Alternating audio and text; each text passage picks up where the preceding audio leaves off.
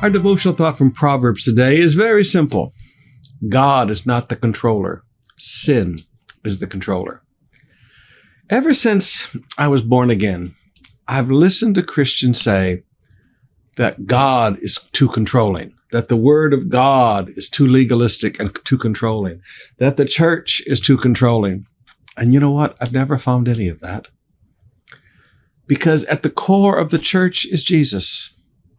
And Jesus, when he created us, gave us a free will. He doesn't force anybody to do anything. Nothing does he force us to do.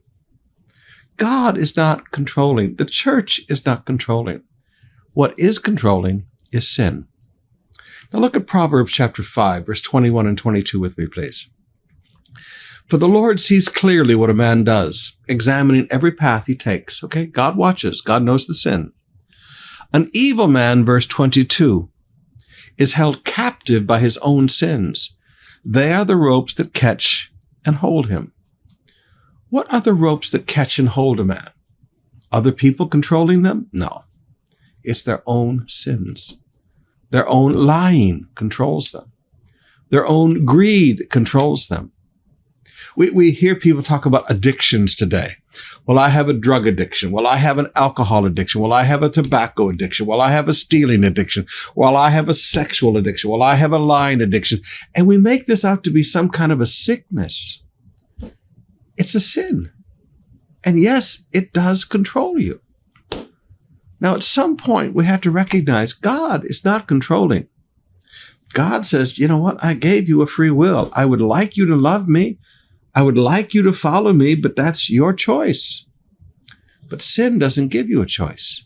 Sin holds a person captive. Now, beloved, when it comes to life and decisions of life, let me encourage you. Follow on in verse 23.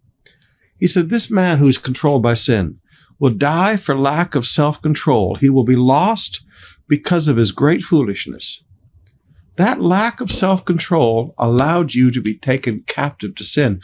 Paul says in Romans, whatever we yield ourselves to become a slave, that we become a slave to. I have been absolutely amazed in the last 10, 15 years how Christians have become so controlled by alcohol. Drinking is now a test of fellowship, a test of friendship. I won't be friends with anybody who don't drink. Even among preachers, I found this. It seems that people want to drink more than... I've watched people give up long friendships because they were going to insist on drinking. You know, I drank before I got saved. I've never drunk alcohol since salvation. Hasn't happened, never will. Been there, done that. Jesus set me free. But there are people, because of a lack of self-control, Christians, who get themselves back into this control of sin. Haven't smoked a cigarette, haven't smoked a pipe or a cigar since salvation, and never will, because Jesus set me free. But I've watched Christians who get right back into it again because of a lack of self-control. I want to challenge you today. And this is ugly, but I want to challenge you. Quit saying that God is controlling.